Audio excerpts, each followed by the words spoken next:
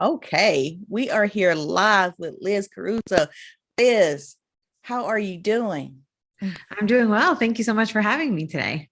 I am so glad that you're here because you host amazing events, and I'm hoping that you can tell people how you do it and how you got into it and a little bit about your community building because I am really interested in that. It's a hot topic these days, huh? Yes. So, first, how did you get into events? Well, I think like a lot of people, I kind of fell into the events industry. I thought I was going to be a psychologist. So I studied that in college, worked in a counseling center, and decided that wasn't going to be my career. And I guess I pivoted that into a different kind of psychology. I took a job as an administrative assistant, just in any department at any organization, just to get a job. And it happened to be the administrative assistant for the event planning department at a large university, Columbia University in New York City. So here I am, like printing name badges and table tents and making floor plans. And I'm like, what are you people doing? I didn't know that could be a career. One of those things where you look at your life and you're like, well, that's what I've always loved doing. I just never realized that you could actually make like a career out of it. And so I talked to my boss and I'm like, I'm good at this name tag stuff, but I could do a lot more. I really want to try something new. And I got promoted a bunch of times into that role. And then, maybe 2.5 years into that, I started my own Twitter account learning about the industry. And that was like 2009 when Twitter was really hot. And I mean, not that it's not necessarily now, but it was really, and actually to the community point, it was a community. It wasn't like this news platform like it is now. It was a place where I met people who to this day bring the majority of the revenue that I make. So really amazing relationships. And it wasn't the point back then. At that point, I just wanted to learn and I didn't have a company. And then I started having all these client inquiries. Hey, we'd love for you to plan our event. And I'm like, well, it's just a Twitter account. It's not a company. So I would just refer them out until I decided, well, that's kind of stupid. Why don't I just start my own company? So it's been a very organic process. I think if you look at where I am now with my company, 10 years ago, you would think like, how did you get there? But it's been a fun ride for sure. I like that you started with just a Twitter account. What was it about referring people out and then you saying, no, I'm not going to do that anymore. I'm actually going to take on this work. Well, I didn't really hear of the term back then, but now everyone is talking about imposter syndrome. And I think that's absolutely how I felt. It was kind of like, well, I just started my career. Who are these people? I remember my first client was someone who was planning a 3-day weekend retreat for C-level executives. And I was thinking, I don't know how to do that. I don't know how to book your hotels. This is not something I went to school for. It's not something I learned necessarily. And I just felt like there's no reason that I can make this happen. And so I had the Twitter account. Then I started a blog and then I got a mentor. And it was really through that process that it was that mentor who was like, Liz, this is the thing. You have to learn how to do these things. You teach yourself all the time. You go to as much education as you possibly can, and you can start a business.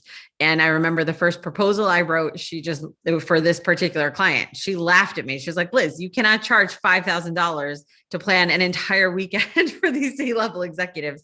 I remember sending out that proposal and thinking, I'm doing what my mentor wants me to do, but there's no way they're going to say yes to me.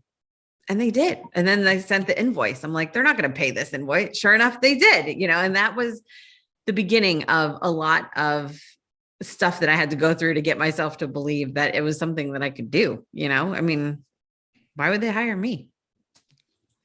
Well, you're amazing. I've heard you talk. I've been to your events. Yes, they are amazing. And I'm sure you've just gotten better since then from when you first started out charging 5,000 to now. Like, yes, you're amazing. So Thank you. if you guys haven't been to her Facebook page, Techsy Talks, it's amazing.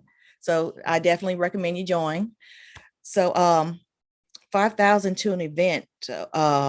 When did you start? Sorry, when did you start hosting virtual events? Well, so it was 2010. So long before COVID happened. What happened was I was asked to run the social media lounge for BizBash for their New York City trade show. And I remember saying like, well, what exactly is a social media trade? What is a social media lounge? And they said, I don't know. We figured you could figure it out. I was like, okay.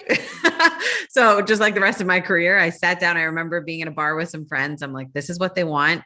What could we do? And we pulled it together. And that was just really the beginning of people starting to think that I knew what I was doing with event technology, because I was out on social. That was the thing, is I had a Twitter following at that point. I had a blog following, and I had lots of connections because I had just been building community. It goes back that far for sure. And so it kind of started there. And then we did our first conference for ourselves, which is now called Techsy Talk Global. Back then it was called Planner Tech. And it was 10 companies who each had 4 minutes to showcase their technology tools. Back then it was like a lot of mobile apps, registration tools. And it was a very short event. It was like an hour, and then followed by 2 hours of networking. And we streamed that piece, like the content piece.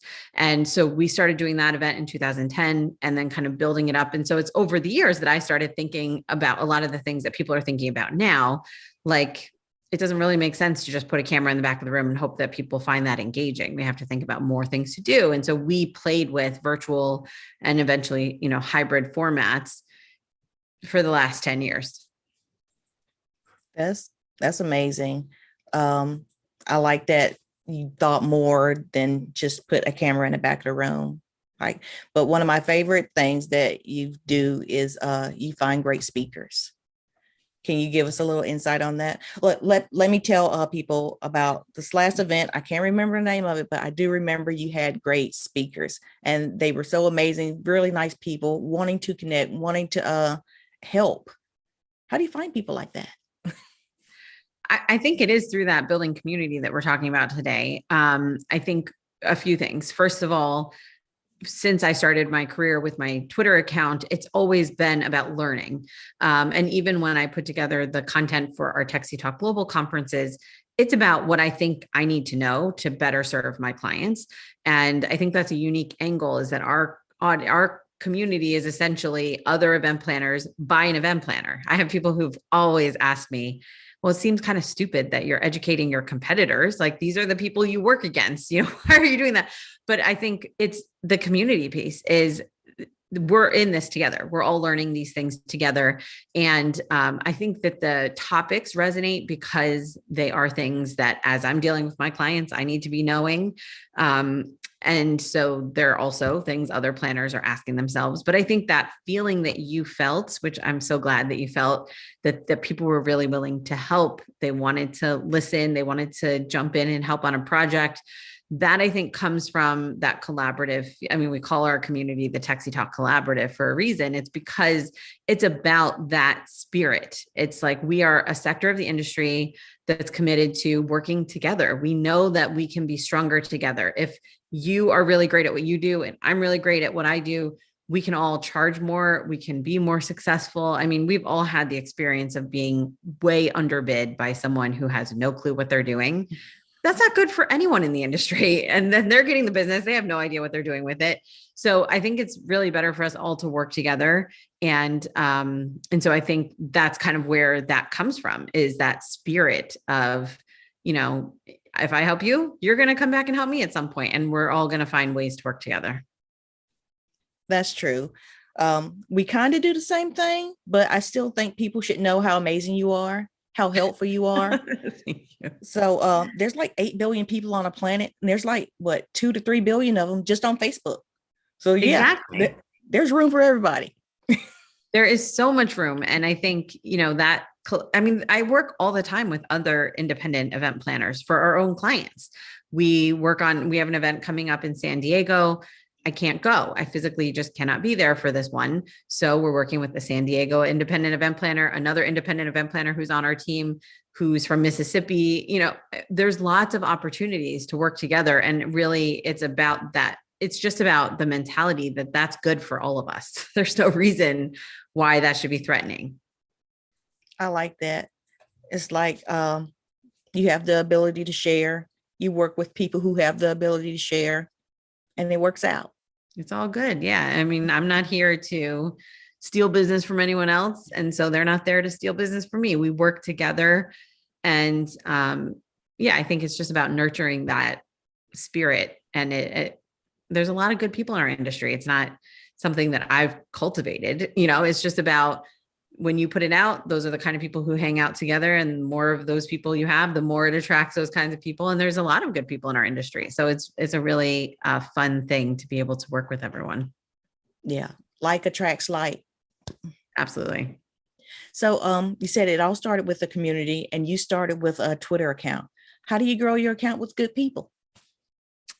So I think it's about offering value. You, whether it's Twitter, TikTok, Instagram, whatever platform you're on, or obviously in-person relationships, it's just about genuinely wanting something better. And I think what was so successful for me in the very beginning, before I had my business, was I had nothing to sell. I didn't have a business. And so I was legitimately connecting with people to say, who are you? What do you do? How'd you get into that? What are you doing now? What are some of your challenges?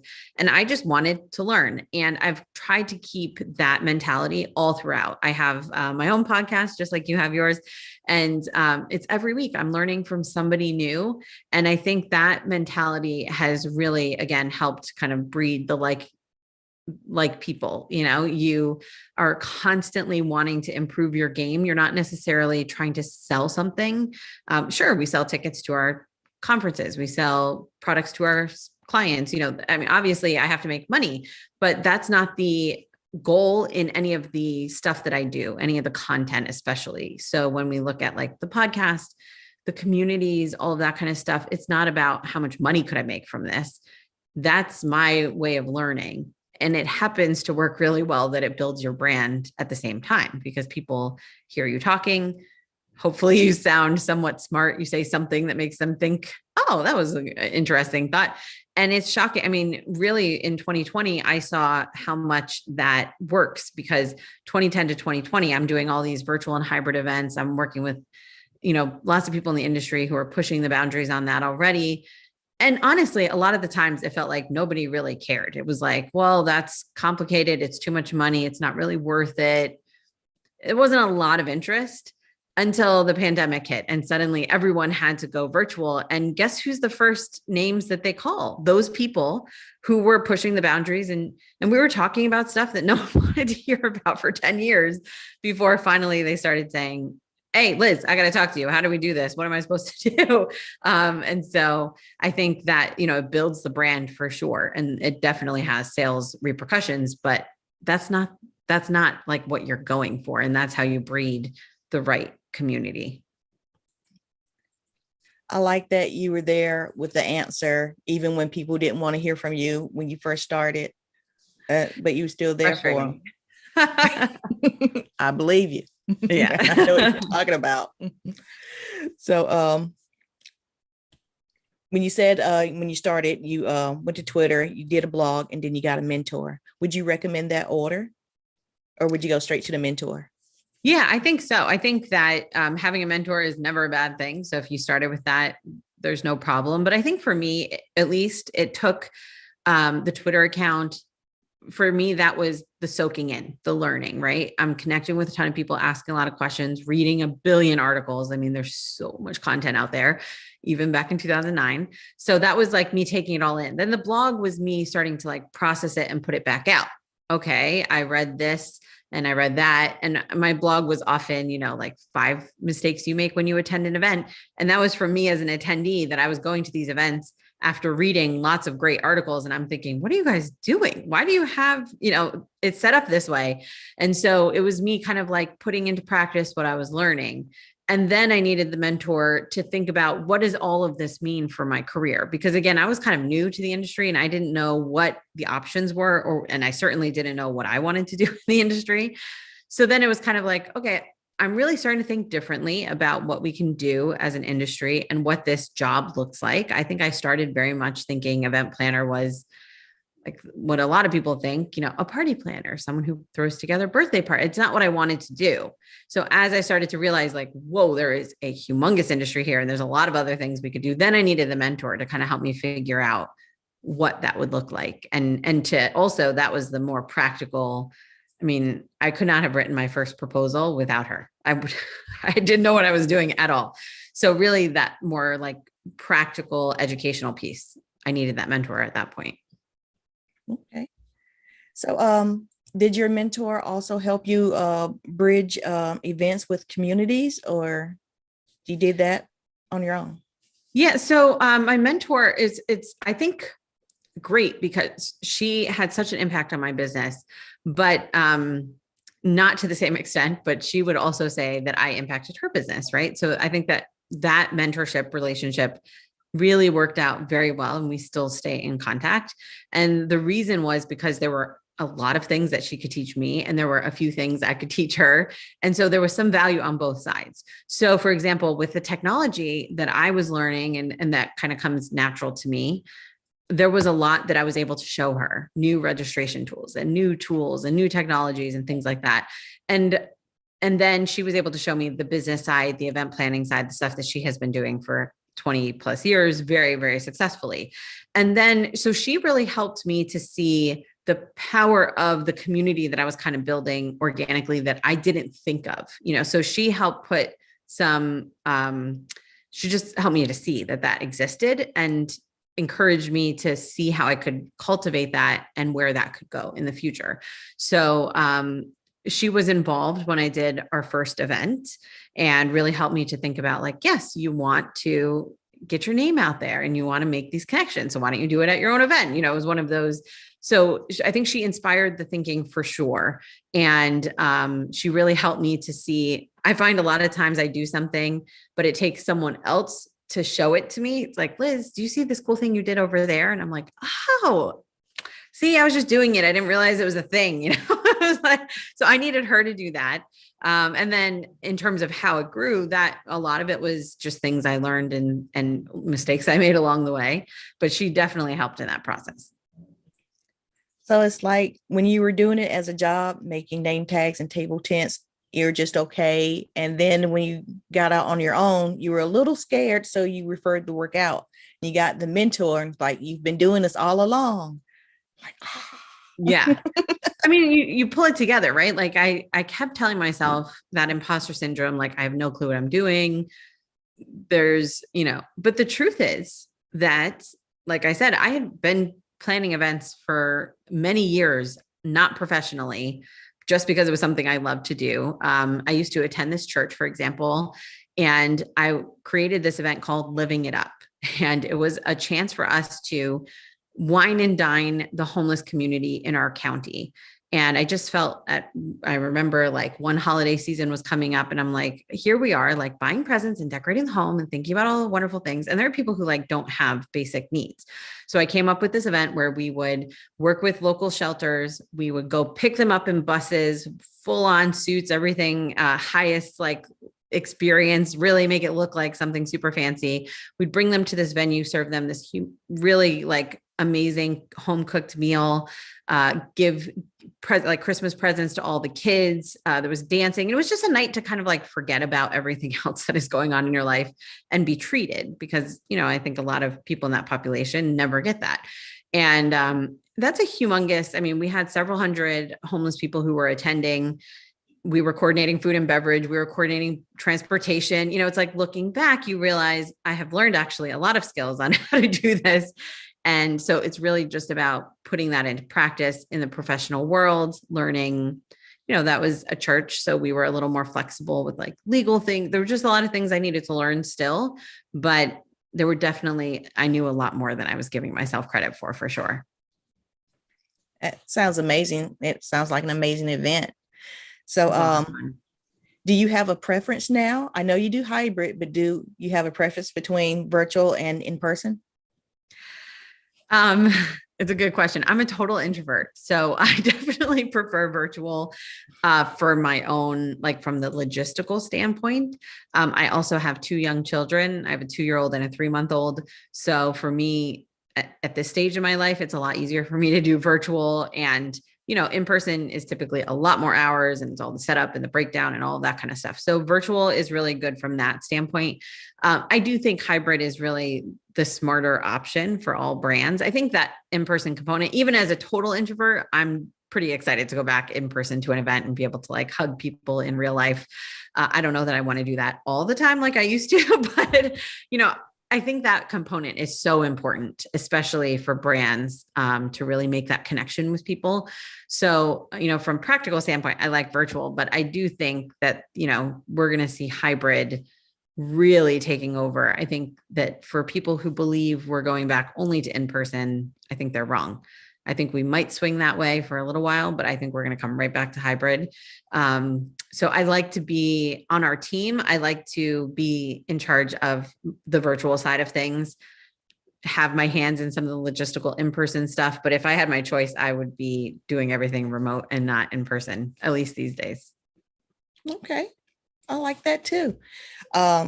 I am kind of scared of in person, and I do really miss my outdoor festivals, and spring's coming up and some really good ones are coming, but I am still not sure. Is that related to COVID, you think? Yeah, because I know my town. I know how my people are, and they just don't want to do certain things. Yeah. I mean, I think that is the case for so many. It's definitely a factor that plays in. There's the introverted side, and then there's the side of like safety, and especially with young ones that can't get vaccinated. I can't just be like bringing the virus back to them. So that is something to consider. And then it's just the changing nature, which I know for all of us event planners who like to have a lot of control and plan in advance, that's really hard to deal with, is that you could plan an in-person event and then another variant pops up and everything shuts down again, everything changes. It's just, that part makes me very uncomfortable. I just don't like having to plan around. My husband will tell you, I don't like anything that's not completely in my control. I even drive all the time because I don't want anyone else in control of the drive. Like, I'm obsessive. So, but I think a lot of planners are like me, hopefully. I'm definitely like that. I'm also a graphic designer, and I was working on a project last night, and I'm trying to convince the person I'm working with about white space, directional line, in depth, and like, it's fine the way it is. I'm like, well, what category are you trying to rank this ebook for? Let's look at all of those and compare. Like, no, I'm done. Like, oh, okay. I'm like, you gotta let it go and move on. Yeah, that's hard. It's hard.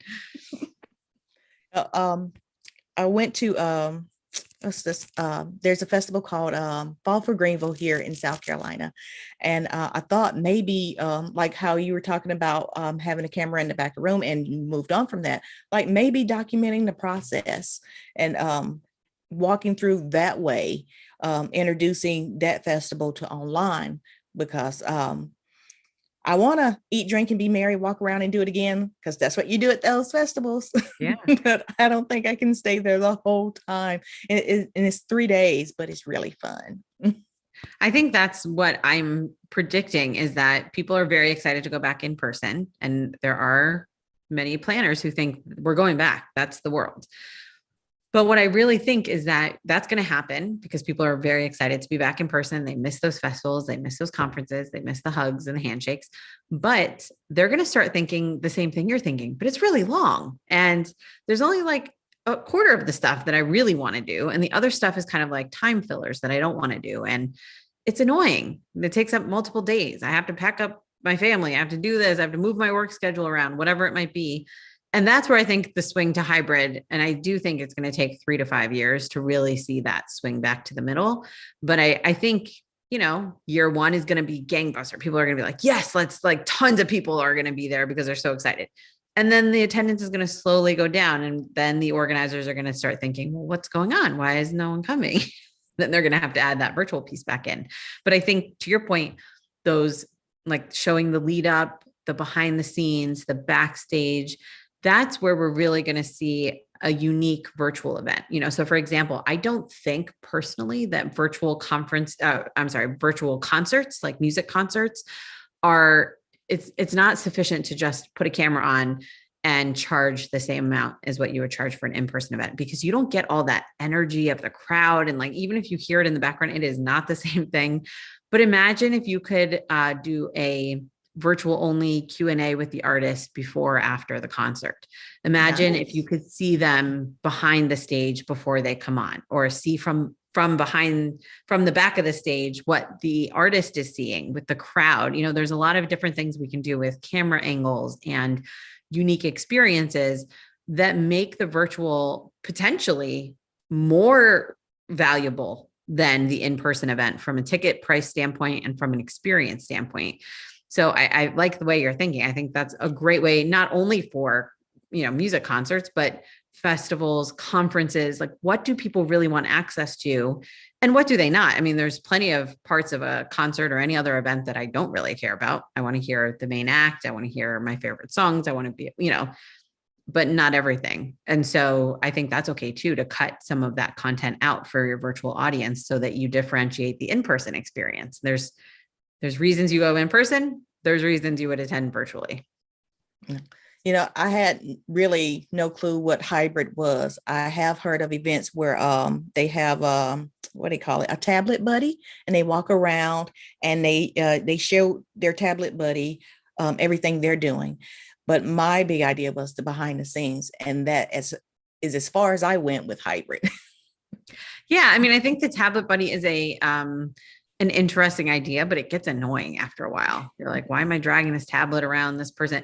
And, you know, I think if you think about that experience, if you're a virtual attendee, what do you really want to experience? It's probably not everything that your buddy is experiencing. It's probably not, you know, that view of everything being dragged around that way.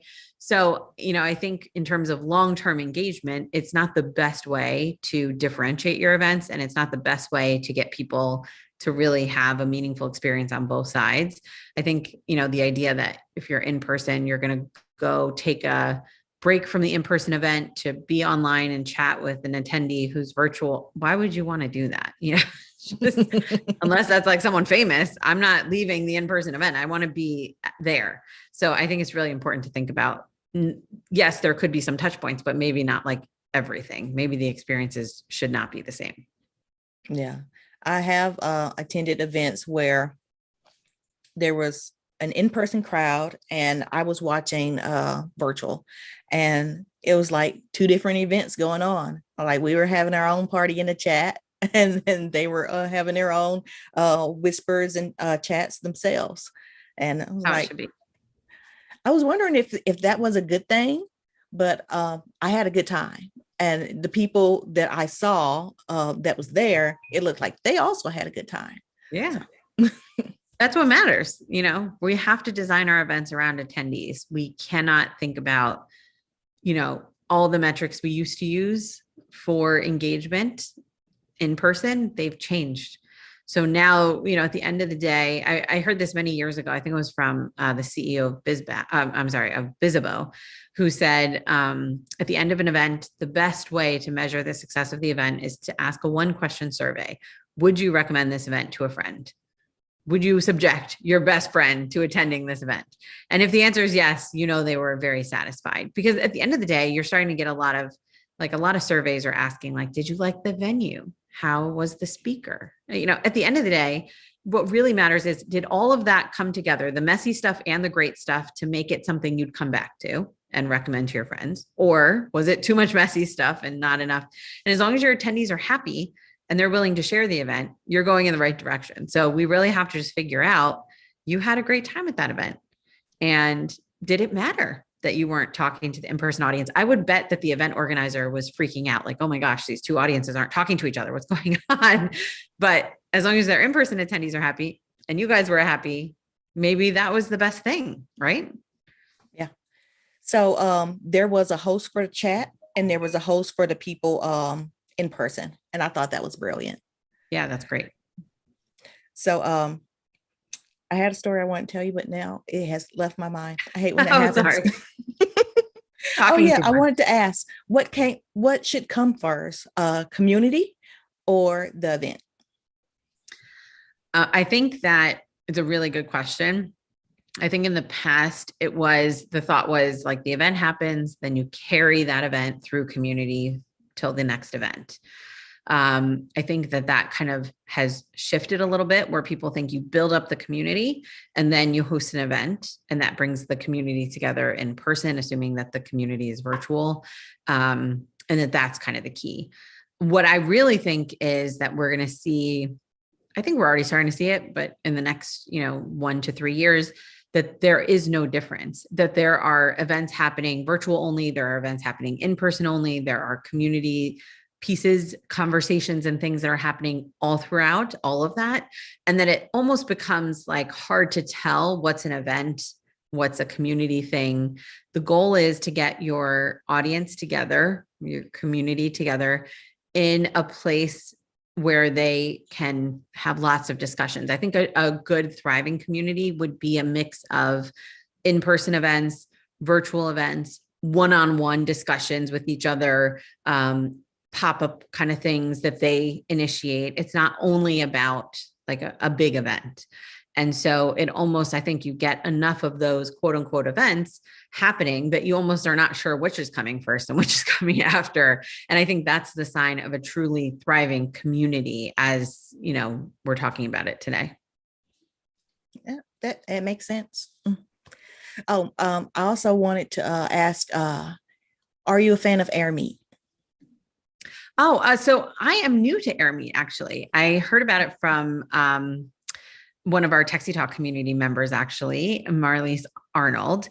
And she had a conference on it. It was very interesting. I spoke at it. And then I have checked them out. I just did a demo, I think, last week or 2 weeks ago. Okay. So I'm fairly new. So I can't say I'm a fan yet, but they do seem to be doing some cool things. There's so many virtual platforms out there that it's kind of hard to, understand. A lot of them don't know how to explain how they're different from each other. So I'm still figuring out what I would use it for that I wouldn't use something else for. I'll say that, but that's not a bad thing. Well, if you ever have a lot of speakers and you want to know who's a good speaker and who's not, you turn on the lounge button while you have your speakers. If people leave that speaker and hang out in the lounge, that is a bad speaker. That's or not interesting. I actually, have you heard of Glisser? That sounds familiar. Is it where you're a bubble and you talk to people when you're close and you can't hear them when you're far away? No? They may have a feature like that now, but they've been around for many years, and they have, they used to be like second screen technology. So while the speaker's talking, you see their slides on your iPad, for example, at an in-person event. You can take notes, you can vote things up and down. But one of the things I thought was a great feature was that on the slides, you can actually vote them up or down while the speaker's speaking, and your speaker can see. So if the speaker, is long and drawn out talking about Glisser and your audience is like, this is not interesting, you could move along, and you could, but I know so many speakers were terrified by it. And a lot of event organizers were like, we're never using that. But I think it's great. I mean, I know I'm probably crazy in that way, but if I'm rambling and no one wants to hear it, then let me know. Let's move along. I think that would terrify me. Oh, with Air Meet, if people got up and left, the speaker won't know until you show them the analytics. I mean, it's like an in-person, but you don't have to.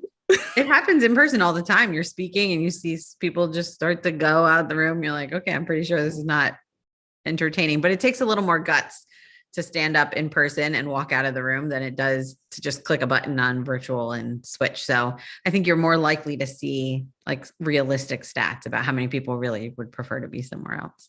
Yeah. Another thing, one more thing about Air Meet, like you can send announcements to the lounge, and if people get up and come to your talk, you know that people want to hear that speaker. I thought that was good. Yeah, that's great.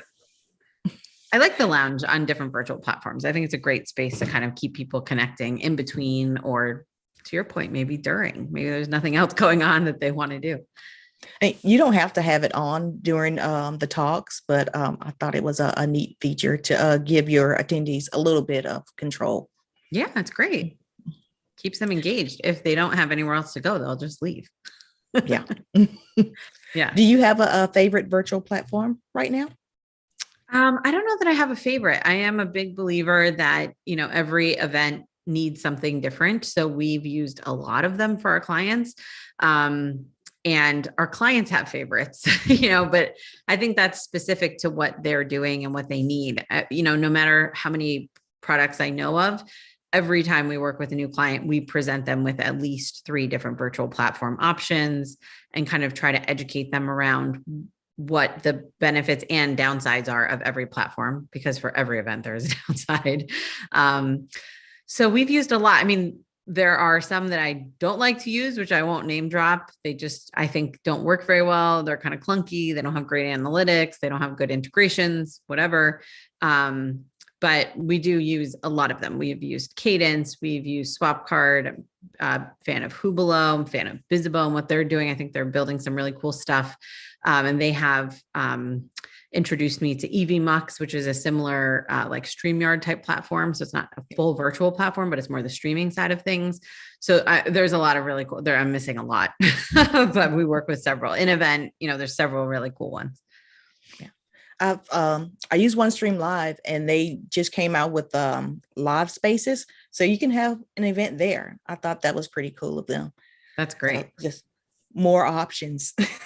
Yeah. We have our community on Circle, which is a community platform, and they just rolled out their own live streaming as well. So that within the group, without people having to go to Zoom or anywhere else, they can just see the content right there, which is really helpful. I've heard the same thing about Discord. So I thought, and Metaverse. So lots of live streaming, lots of events everywhere. Yes. So have you got into live streaming yet? Yeah, so we live stream pretty much everything. We've been live streaming our conferences for a long time. I live stream our podcast every week. Yeah, we've used live stream quite a bit, and it's nice and we use Streamyard primarily. So it's nice on a platform like that where you can kind of like stream out to multiple platforms at the same time, bring all their comments in, you can bring them up on screen, and there's, some production value to it. And one of the things I really like about Streamyard is that they are constantly innovating. Like, I swear, the second I think like, dang, I wish I could do this, the next week they're like, guess what you can do this week? I was just saying that. So that's, there are rarely companies that innovate that well, and not just the speed of it, but just exactly what I think their users are looking for. And it might just be luck that like the way I'm using it is their ideal scenario. And so they're building around that. I know they're not building for me, obviously, but it does work out really well. And yeah, it's one of those, I feel like every time I turn around, I'm like, oh my gosh, look, now you can do slide sharing in a better way, or you can have more admins, or, all those things that you really want to do with it. And we end up using those kind of tools even within virtual platforms to do all the content, because we find that it's a lot better than what a lot of virtual platforms either have, or a lot of virtual platforms don't have it, and you have to use some streaming anyway. So we'll stream into virtual platforms. So nothing public, no social networks, but we use it, all the time. My favorite thing about AirMeet and OneStream Live is that it has the RTMP, so I can connect them. And in AirMeet, it asks you, how long do you want this to live stream for? An hour or a session? And you can pick. I thought that was amazing. Great. That's great. One more favorite thing about OneStream Live is that you can pick a session or a clip or any live stream you have, and you can run it on loop. I've done this with a client, and it's amazing. I just assumed, you're not supposed to assume. I thought people would be tired of it, but it's good comments every time. And it has ran for at least a month now, every day, twice a day. There you go. My mind's blown. What's your favorite thing about StreamYard? Oh, goodness. There are a lot of things about StreamYard that I like. I think what I like is the ease of the production. So just being able to go, 2 people on screen next to each other, 4 people, 10 people, bring up slides. I can make those slides bigger or smaller. I don't have a big production background. but I don't have to use StreamYard. So, it does the lower thirds. You can put up banners. You can do the little ticker at the bottom with content going by. You can put up the comments from whoever's watching live. So just the ability to make it look much more professional with the branded backgrounds and overlays and all this stuff, like that stuff is actually, I know enough to create a background image or an overlay image, but you don't have to be like a rocket science producer. And I mean, we have done our Techsy Talk Global Conference. We did it as a single stream one time. It was many hours. I think it was 5 or 6 hours. We had 50 speakers and it was a lot of in and out. I produced the whole thing on the front end by myself. So I'm on here like, hey, the next speaker is whatever. And then I'm like clicking the button to bring them on. And we did have other producers in the background checking people in and, making sure that logistically it was running. But that just, typically for something to look that nice, you need a much bigger team is what I'm trying to say. So it makes it really easy. All right. Do you have a favorite social platform that you stream to or hosted an event on? Would you recommend hosting an event on a social platform? Yeah, I think it's a great idea. And, it's a great way to catch people who are just watching, who don't. There's a lot of times when I would watch something, I didn't put it in my calendar. I wasn't like planning on watching it, but you're there and you're like, hey, this is cool. And you tune in. I think the most successful for me in terms of business goals is LinkedIn. There does tend to be, I think LinkedIn really, their algorithm pushes the live streams a lot so that people see them, which is really nice. The engagement is typically very high. And then obviously it's the people you're connected to from a business standpoint. So there's a lot of connection there. But we stream to YouTube, we stream to Facebook, we stream to, on Streamyard, you can stream to Twitter, to Twitch, like all kinds of places. But, LinkedIn, Facebook, those are typically where we get the most interaction for our brand, at least. Yeah. I really like the ability to stream to LinkedIn. I want to try to use it as it was intended, or as much as I can. Everything that it offers. I haven't gotten to the what was it? It's just the audio only spaces, but I haven't tried that yet. I haven't on LinkedIn either. I was a big Clubhouse fan, but it became like a little too much for me to constantly be listening. I love audio only as a format. So we do our podcasts on video through StreamYard, live stream it to multiple platforms. And then we put the audio only on iTunes, Spotify, all those kind of platforms. And we do get a good amount of listeners who are always audio only. They just prefer it. And I definitely prefer when I'm in the car or something to like put on a long podcast. But yeah, I guess everyone has a different preference. Yeah. I like doing this show as 45 minutes to an hour, just so I can chop it up. And when I'm walking, I do like long form content, but it is really great to be able to chop stuff up and use it other places. Yeah. Have you tried Clipper? Clipper. Yes. I heard about it from one of your events. Oh, good. Yeah. Yeah. You just take this whole podcast, load it up, and then they cut it into not cut it, but they mark all the clips and tag them so that if you wanted to just like hear about all the times you and I talked about hybrid, just click the button and all those clips pop up. So, huge time saver. Huge. Right now I use repurpose.io. There's a button you can push and it'll make, you tell it how long you want your clips for, and it'll do it itself. Or you can go through it and mark your clips yourself. There's also a perfect recall where you can watch the whole video and highlight the text and make the clips yourself. So that's nice. Those are the ones I've been using so far. But I did get Clipper when I was on your event and I was told about it, but I haven't really gotten to it yet. But it does sound great. You just told me about another one that sounded right before. I'm looking it up right now, right before we were jumping on this call. Oh, Missing Perfect Letter. Recall. You were telling me about Missing Letter. Oh, I love Missing Letter. Anything that will pick up an RSS feed and tell me I don't have to do it anymore. It's amazing. Anything automated. As soon as you mentioned it, I was like, what is this? I need to look this up right now. Yes. So I was using Anchor, and Anchor told me no. And I don't like it when people tell me no.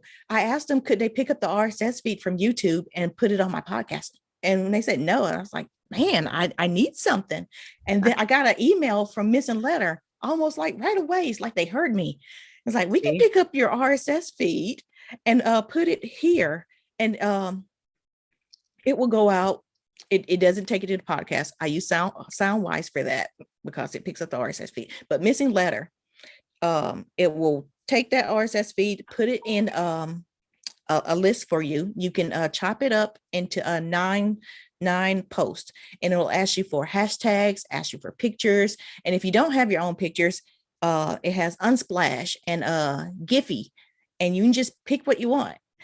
And it'll take your description from your YouTube. And if you need more quotes to make that 9, and you don't have to have all 9, it'll help you do that too. So there you go. Yes. Oh, so not only that, not only will Missing Letter do that, you can give all of that content to other people and say, feel free to share it. Amazing. Make our lives easier. There's so many great tools out there. You know, everyone uses a different set, you know, their tech stack, as they like to say, is different, but there's so many good tools out there to make our lives easier. But sometimes it feels like a job just to figure out which ones are the ones that will actually make my life easier and not just be yet another tool that I have to learn and implement. You might like this. Another thing with the Missing Letter Curate. I have friends who are marketers and they want me to promote for them. And sometimes I say yes, because I want to be a good friend, but I don't want to do all of that. So if I have a video of them and I know that their event is going to be about what that video is, I'll chop it up. I'll make those 1 to 2 minute clips and I'll give it to Missing Letter Curate, and I'll put my affiliate link in there so it'll look like I did it. There you go. No one needs to know. I let all those other people share that content for me. Great. Do it. I'm a fan. It really is a great time saver, especially when you want to help out someone promote their event. Yeah. Yeah. It's a lot. Yeah. And it'll let you know if they have great content or not. Awesome. Well, Liz, do you have an event coming up soon? So we have our Techsy Talk Collaborative has monthly events. So we have one on March 15th, I think, that is on virtual event engagement best practices. We're going to be talking with Grace Liao, who is from Quantico, that's an online MBA program. And so they've spent a lot of time really thinking about how do you get people to interact and engage. They have really, really active community. So we're going to talk about that. And then in April, we have a call on event marketing. We're actually talking with the CEO of Cadence to talk about how do you get your event out there? Like, you can plan the best virtual event, but if no one shows up, it's not that great. So we're going to talk about that. We do have our Techsy Talk Global Conference, which we are doing hybrid this year. I'm very excited about, on November 11th. So we have some good time before that. But people can go to techsytalk.com/member and sign up for our free membership. It's only for event planners though. So just to toss that out there. Otherwise, we do, as you mentioned earlier on, we have our Techsy Talk community Facebook group, which is open to anyone who wants to join.